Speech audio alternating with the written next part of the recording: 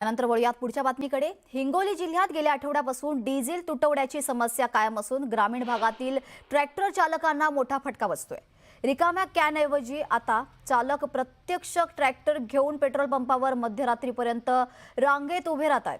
डिझेलसाठी उपाशीपोटी वाट पाहण्याची वेळ चालकांवर आली असून अतिरिक्त खर्चाचाही भुर्दंड त्यांना सहन करावा लागतोय। आता मी पुन्हा एकदा दाखवतो तुम्हाला की इथे एक पेट्रोल पंप आहे। इंडियन ऑइलचा एक पेट्रोल पंप आहे हिंगोली शहरातील, आणि या पंपाच्या बाजूला आपण पाहिलं तर किती मोठी भली मोठी रांग जी आहे ती ट्रॅक्टरची असेल, ऑटो रिक्षांची असेल किंवा इतर वाहनांची असेल। आठवडाभरापूर्वी या परिस्थितीमध्ये एक वेगळी परिस्थिती होती। आज मात्र परिस्थिती बदलली आहे। डिझेलचा तुटवडा आहे, पण परिस्थिती बदलली कशी तर ज्या पेट्रोल पंपाबाहेर कॅनच्या रांगा असायच्या तिथं आता प्रत्यक्ष वाहनांच्या रांगा आहेत। कारण जिल्हाधिकाऱ्यांनी जे आहे ते कॅनमध्ये डिझेल देण्यास मनाई केली आहे, तसे निर्बंध घातले आहेत। त्यामुळे ट्रॅक्टर चालकांना प्रत्यक्ष इथे येऊन डिझेल घ्यावं लागत आहे। दादा मला सांगा, तुम्ही किती वाजता इथं आलात? डिझेल आहे का इथं? आम्ही 6 वाजता आलो म्हणलो इथेशी।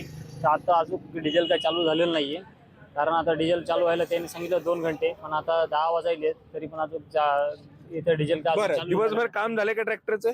नाही, दिवसभर वगैरे अजून काही काम वगैरे काही, म्हणजे जे आपण डिझेल नेलं होतं 2000चं, त्याच्यानंतर तेवढंच 2000 मध्ये तेवढं जे काम झालं। आता पुण्यागावून तुम्ही आलात, किती डिझेल लागले यायला? महाधामनीमध्ये 500 रुपयाचं तेल लागते सर। बरं, तुम्ही आता 6 वाजता आलाय म्हणता, आता 10, 9:30, 10 वाजता आहेत।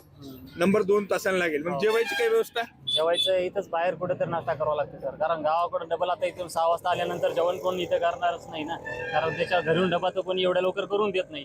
तर इथंच काहीतरी नाश्ता पाणी चाय वगैरे इथंच करावं लागणार आहे। पैसे असेल तिथंच करणार सगळं, आणि इथून गाडी सोडून गेलं तर परत दुसरी गाडी लागू शकते, एखादं चालू होईल तर त्याच्या भीतीने पण नाश्ता करण्याचं काही एवढं हे पडू शकत नाही। नक्कीच आपण पाहिलं तर ग्रामीण भागातील ट्रॅक्टर चालकांना जे आहे ते आता ट्रॅक्टर येण्याचा डिझेल आहे तो भुर्दंड पडतोय, परत जाण्याचा भुर्दंड आणि जेवणाचा परत आणखी एक भुर्दंड, असा भुर्दंड पडतोय। आपण बघतोय की आठवडाभरापासून या स्थितीमध्ये बदल एवढाच झालाय की डिझेलच्या कॅन, मोठ्या मोठ्या कॅन ऐवजी आता प्रत्यक्ष ट्रॅक्टरची रांग आहे।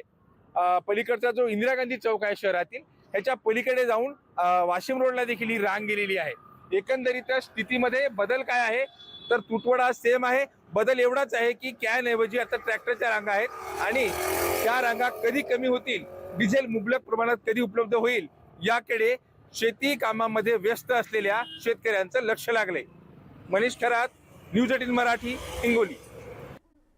राज्यात SIR प्रक्रिया ही अत्यंत पारदर्शकपणे राबवली जाणार आहे आणि कोणत्याही पात्र मतदाराचं नाव यादीतनं कमी केलं जाणार नाही, असं आश्वासन राज्याचे मुख्य निवडणूक अधिकारी S. चोकलिंगम यांनी दिलंय। 2002 सालची मतदार यादी समोर ठेवून मॅपिंग केलं जाणार आहे। त्यामध्ये आपलं किंवा आपल्या पालकांचं नाव जुळतंय का हे पाहण्याचं आवाहन त्यांनी केलंय। राज्यातल्या SIR प्रक्रिया ही 29 जुलैपर्यंत सुरू राहणार आहे आणि मतदारांच्या घरी BLO प्रत्यक्ष भेट देऊन माहिती गोळा करणार आहेत। तसंच BLO घरी आल्यावर कुणी उपस्थित नसेल तर त्यांना 29 जुलैनंतरही त्यांचं नाव नोंदवता येणार आहे, असं चोकलिंगम म्हणतायत। त्याचबरोबर महाराष्ट्रातल्या 72% मतदारांचं मॅपिंग पूर्ण झालंय, अशी माहितीही चोकलिंगम यांनी दिली आहे। एक, आम्ही भरलेले माहिती आज असले माहिती बरोबर आहेत का, बदलायचं का, आणि दुसरा तुम्ही ASDD ला आहेत का, या विषयासाठी करण्यात येईल। हे 2 काम महत्त्वाचं करणार आहेत, आणि त्यासाठी आपल्या राज्यामध्ये 1,02,53 BLO कामावर असणार। काम मोठा असल्यामुळे BLO ला मदत करण्यासाठी सुद्धा आम्ही सूचित केलेलं आहे। काम मोठा असेल तर त्यांना मदत करण्यासाठी इतर फील्ड लेवल वर्कर्स आहेत, त्यांच्यासोबत काम करणार आहेत।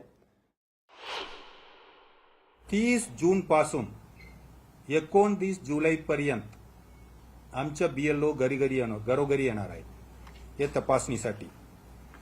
या वेळामध्ये आपल्या मतदारांनी काय त्यांना माहिती द्यावे ते फार महत्त्वाचे आहे। मी सांगितल्याप्रमाणे आपल्याला असलेल्या माहिती बरोबर आहे म्हणून सांगणे, आणि absent, shifted, dead and duplicate बाबत माहिती असेल तर सांगणे।